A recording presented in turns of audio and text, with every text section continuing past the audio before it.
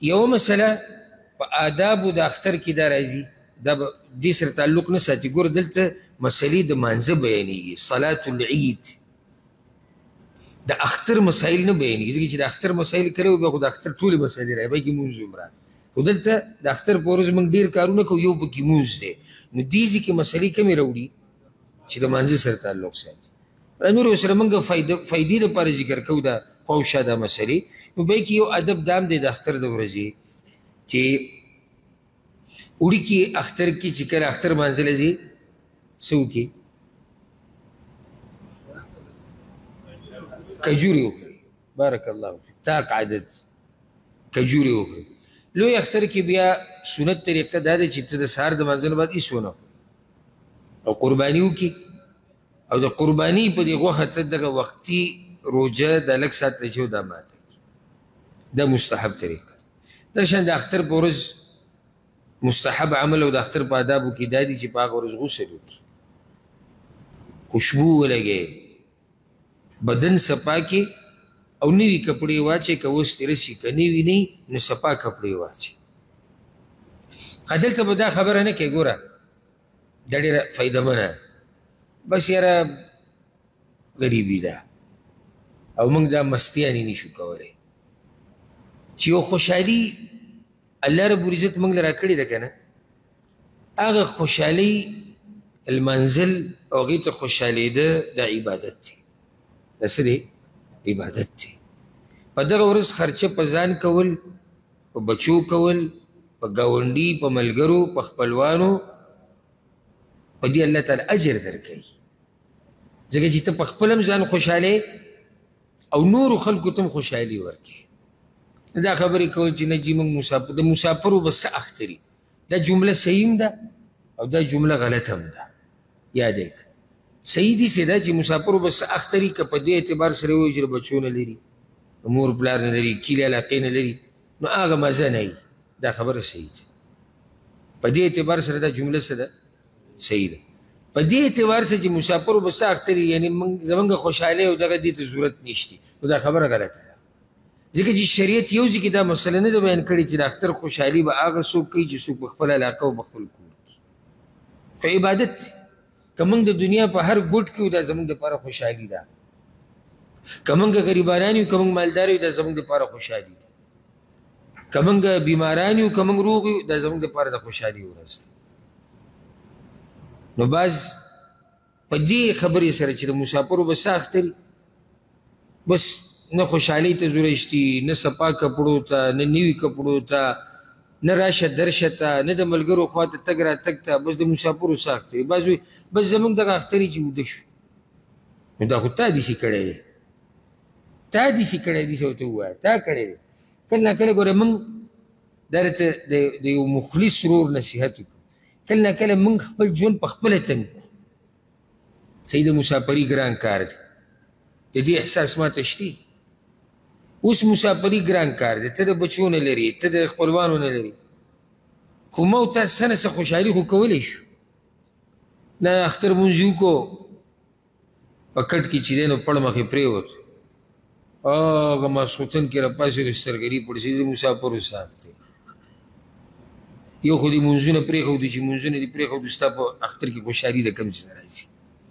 دویمه خوشحالي وه خو تا ونه کړه، الله خو تعالی خوشحالي درکړې وه چې تا مزیدارې کپړې اچولې وې، ته د ملګرو خواله تللی وې، ملګري دې راوستی وې، بهر ته وتی وې، ساه دې ازاد کړی وې، شریعت په حدودو کې دې دننه خوشحالیانې کړی وې، ته چا دې نیولی وې. نو اختر تا خپل ګډوډ کړو. صحیح ده، زه دا منم چې هغه کمی به تا ته محسوسېږي، د بچو، د مور پلار، د کلي، د علاقې، د ښځې، هغه کمی به تا ته محسوسېږي. خو په خټه کې اوبه موږ ډېره کړه، خټه وه موږ پکې څه چل وکړو، اوبه مو ورته ور واړول. د مسافرو څه اختر ته راشه. بعض مسافر پکې داسې اخترونه کوي چې ته به هغې ته چې وګورې ته به وایي چې د کلي څه اختري. داسې خوشحالي الله موږ باندې دا خوشحالي راوستې ده. بله زه درته دا خبره ذکر کړم، او قدم د سرو زرو په اوبو ولیکله کله، نو بیا هم زه تا ته دا نه یم چې دې خبرې قدر دې ادا کړو. هغه دا ژوند نه دی،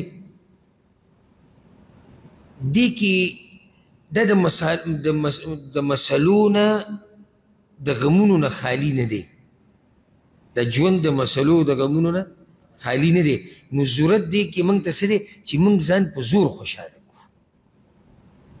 ته به دې ته انتظار نه کوې چې اسمان نه به جبریل علیه السلام راځي او څه خوشحالي به راوړي مال او ما او تا به ځان په زور خوشحاله وو. اوس یو سړی په مسافرۍ کې دی، که هغه په هر ملک کې دی کال دوه تېروي، نو کال دوه به ته خفه ناسي او که په دې کې مړ شوې ته څه وکړو؟ ما او تا به ځان په زور خوشحاله وو، سره د دې غمونو، سره د دې مسافرۍ به موږ یو بل خوشحاله وو، ځان به خوشحاله وو. ژوند به داسې تېرو چې که زه په دې مسافرۍ کې مړ شم نو چې دا ارمان مې پاتې نه شي چې زه خوشحاله نه وم. مه ځان په زور په غم کې اچوي. دا جمله بار بار ویل دا سړی په غم کې اچوي. بعض کسان ما ته دا ووایي تا نه ده محسوسه کړې ځکه ته دا وایې، ما ته یې د هر څه پته ده، زه څه ماشوم نه یم، هره خبره چې کوم ښه تلم او دا کومه خبره چې کوم دا هم ستاسو د فایدې دپاره کوم. زه تا ته دا یم ځان په زور خوشحاله وه، ما ته پکې څه فایده ده؟ خو ته به خوشحاله شي که نه. زه یم چې ته د دې غم نه وځې، زه یم چې تا ته دا مسافري لږه اسانه شي، زه یم چې ستا دا زړه لږ تکون شي. د دې دپاره لګیا یم. یعنې زما خوا ته که روزانه نه په دویمه ورځ کس راځي، هغه په ټینشن کې پروت دی، بعض راشي وایي شیخ صاحب ما ته داسې ښکاري لکه زه چې مرم. دا خو موږ ټول مرو. بعض راشي وایي ما ته داسې ښکاري چې بس ما سره به داسې کېږي.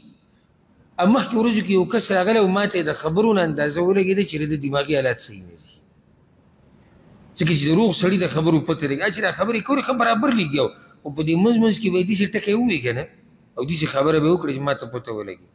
دا د څه د لاسه؟ اول د الله نه د لرې کېدو د لاسه، د الله نه سړی لرې شي. دویم موږ دا خبره ځان ته 40 ګنټې مخې ته کړې ده. ښه د هغې نه بعد درېیمه زما دا خبرې نن ډېرې مفید دي د مسافرو دپاره. درېیمه خبره څه ده؟ موږ په بند کمره کې ناست شو، مزدورۍ نه موږ رالو په څه کې ناست شو؟ بند کمره کې. بیا موبایل راواغست. موبایل کې څه دي؟ مسافر څه ګوري؟ هغه ټپې او سندرې او سټیټس چې هغه ټولې د مسافرۍ او د غمونو څه ته، او ته به راشي او که را به نه شي او را به شي، زه په کفن کې پروت یم. موږ په خپل غم ډېرو. ته د خپل رب نه ښه امید ساته چې د کار نه رالي خپل لمونځ اودس وکړه. که ټیم د سره و ملګرو سره کښېنه، چېرته درس بیانېږي. ګوره تاسو چې نن د دې درس نه لاړ شئ واپس که نه، زه تاسو ته یقیني وایم باذن الله الله په توفیق سره چې 50% ستاسو مسله حل شوې ده. د څه د برکته چې تاسو یو دیني مجلس کې کښېناستئ. روزانه چې دلته سړی راځي که نه، والله قسم پې درته خورم د سړي هغه ژوند ورسره خوشحاله. تاسو خو لا پرېږدئ زما خپل ژوند، زما ژوند د دې درسونو سره دې بیانونو سره سم برابري چې کوم ورځ به کې درسونه او بیانونه او د دین د خبرې نه وي که نه، بس ما ته دا زړه مې سم تنګ شوی. نو زه هغه ورځ بیا دا سوچ وکړم زه هم دا کم خلک چې بلکل د الله نه لرې دي چې د دوی دا ژوند به څنګه کوي؟ بیا به خودکشي نه کوي، بیا به دې ځان نه وجري، بیا به دې لیونی کېږي نه. نو شپه ورځ ته په کټ کې پروت یې او دا موبایل دې راغستی دی او دا سټیټس یې ته هم ورکې او بل هم ورکې او دا سټیټس نن سبا د سټیټسو کیسه ده. یو کس مړو، بیا دغه د خپل سره زه میلاو شوم، ما څه خبرو اترو کې وایي پلانې مړ دی. نو ما تاسو څه ونی وایي هغه سټیټس باندې ورکړي وو پلانې. نو ما ستاسو څه خیال دی چې زه 40 ګنټې سټیټس ورته ناست یم ګورم به چې خلک څه ورکوي چې زه یې ګورم. ټلیفون به دې کړی ما ته به دې ویلو زه سټیټس یې خو نه ګورم چې زه سټیټس ورته پروت یم. هغه سړی سټیټس یې ګوري چې یو فارغه دی، بل د خپل یو 3-4 دانې ملګري دي چې هغوی څه سټیټس ولګوي دی ګوري چې دی څه ولګي هغوی ګوري. نو صحیح شوه. نو اوس به زه د چا سټیټس راوړم چې دی څه ورکړي دي. نن سبا د سټیټسو زمانه ده، بس که ځان خبرې سټیټس لګو د سړي د حالاتو نه به خبر شي. که چېرته د غم څه شعر شاعري ورکړي نو پوه شي سړی خفه دی، که څه د خوشحالۍ ورکړي نو بیا حالات یې برابر دي. دا سپک کارونه دي، کمزوري کارونه دي. موږ الحمدلله مسلمانان یو، زمونږ سره الله دی. ته څه وې؟ ته څه وې زما سره بچي نشته، صحیح ده، دا غم دی، ښځه نشتي، مور پلار نشتي، خوا کې الله د سره نه دی. او دا موږ مسلمانان او بیا پښتانه د یو بل وروڼه نه یو، د یو بل سره نه یو. نو نه ته یوازې نه زه یوازې. او خلک وایي که نه چې په غم کې د سره شریک بل میلو شي نو غم سړي ته څه شي، کم شي. موږ سره یو پارټنر خو نه دی، موږ سره خو په سوونو په زرګاو دي. مه دې طرفونو ته سوچ کوئ چې مسافر یو، څه ژوند دی او مسافر یو. هغه کوم چې د غم خبره ده هغه پکې بلکل ښه کړه او ښکلی ژوند تېروئ. بل موږ مسلمانان یو.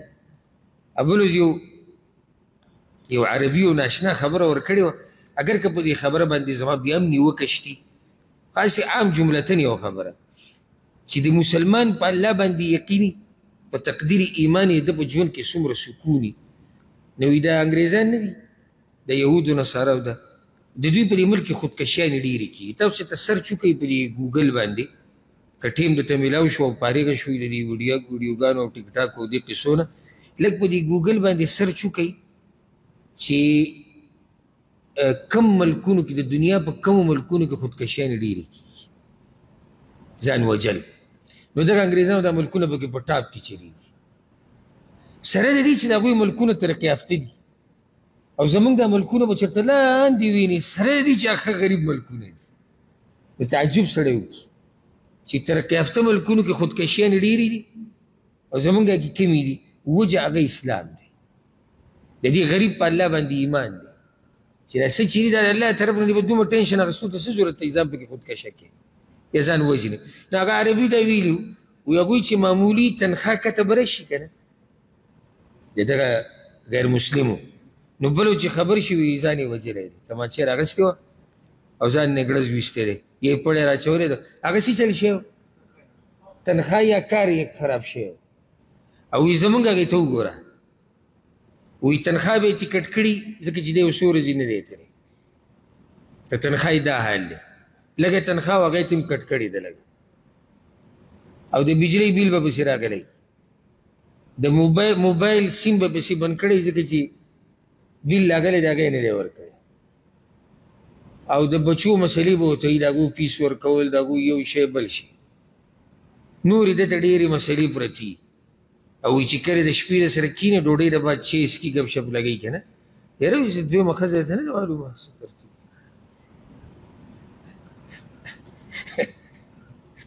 په دې دومره جاخو کې، په دې دومره جاخو کې چې د دویم واده بعد څوک یې دی ورته شیده خندا ده. نیوکه پې زما هغه دا ده دلته، ګوره هره خبره چې زه کم سړي چې زما سره طبیعت نه لګي که نه، دی زما په هره خبره رد کولی شو، دا څنګه چې دومره حالات دي ورته نو دی دویم واده ولیکئ.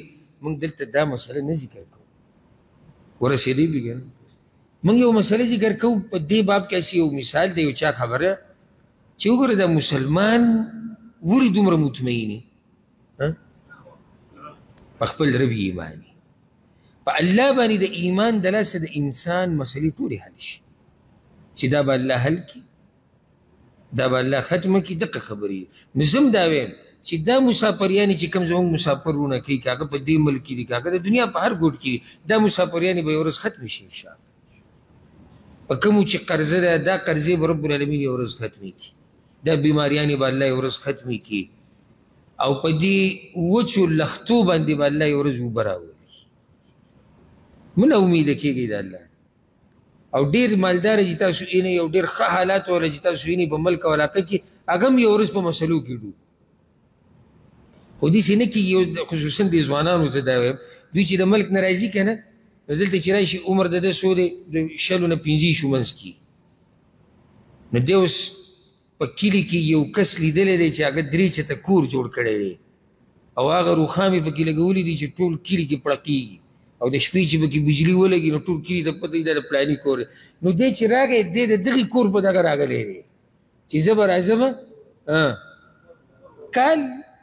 کال 2 ډېر نه، کال 2 او دا بنګله به ولاړې. نه ته د هغه نه تپوس وکړه، هغه 40 کاله مسافري کړې ده او بله دا که هغه هم کال 2 کړې ده نو بیا هم خبره د تقدیر ده. ما او تا مسلمانان یو، زموږ په تقدیر ایمان دی. تاسو خیال کړی که نه یو نیم سړی دومره اوږده مسافري وکړي چې د مسافرۍ کې مړ شي، هغه فقیر ملنګ مړ شي. فقیر ملنګ راغلی و، فقیر ملنګ لاړ، او بل کس راشي 2-3 کاله بعد چې ګورو دومره مالدار. نو دلته بیا زموږ د پښتنو هغه عادت نه کوو چې حساب ول روان کړو چې بیا په اخره کې ټاپه د څه رواج و غلو وي. نه نه، چې موږ سره دلایل نشتي، موږ څنګه په یو مسلمان باندې د دې بهتان وي دا غل دی، موږ دا وایو بس صحیح ده، د ده په تقدیر کې الله لیکلی او د هغه په تقدیر کې نه ورسېدی بي که نه. نو دې خبرو سره به زړه لږ څه شي، ټکور به شي. او که بیا هم مسافرۍ غم راغستی دې درسونو له راځه، هر څه به دې الله برابر کړي. دلته کښېنه موږ سره صرف دغه ګینټه څه کم ګینټه او دا باقي 30 ګینټې به دي د الله په توفیق سره مزیداري تېرېږي چې کله پکې ته د الله او د الله د رسول خبرې اورې او پرېږدئ دا غزلې او دا ټپې او دا سټیټسونه او دا ټیک ټاک او دا فیسبوک واقعي ژوند له راشئ. کوم ژوند له؟ واقعي. زما نه دا درس کوم ځای نه کوم ځای ته لاړ او دا ستاسو دپاره. واقعي ژوند او په سوچ کې ژوند کې فرق دی. لکه اوس یو سړي لیکل کړي دي په فیسبوک کې، په انټرنیټ، په واټساپ کې لیکلي کړي دي چې زه به دا وکړم او زه به هغو سره دا وکړم او زه به داسې وکړم او زه به هغه وکړم. دا وهمي ژوند دی. واقعي ژوند له راشه چې دې کې څه کېږي هغه کول پکار دي. دا کوم ژوند چې موږ تېرو دې له راشه دغه پرېږده، دا کیسې د سټیټس او د لیکلو او د فیسبوک نه دي. واقعي ژوند له چې راشي دغه خبرې کول ډېرې ګرانې دي. نو ځکه په هغې ځان مه خرابوئ.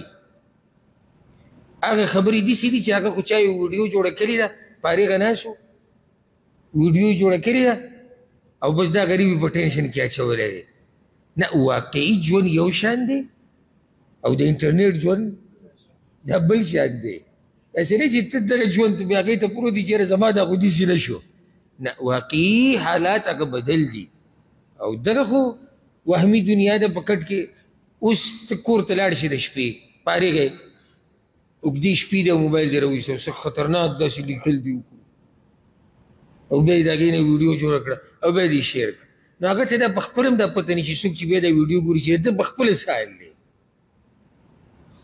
الزایل په بد حال دی، ده د هغه ویډیو کتونکي چې دی هغې ته په ښه حال کې دي. نو وهمي دنیا پرېږدئ، انټرنیټ او فیسبوک او واټساپ او دا قیسې پرېږدئ. واقعي ژوند له راشي چې دا څنګه دی او دا به څنګه ښه شي. الله رب العزت دې زموږ د دنیا او د آخرت ژوند ښایسته کړي او الله رب العزت دې موږ د هر قسم غم، مصیبت، سوچ، فکر، بیمارۍ نه دې الله موږ لرې وساتي.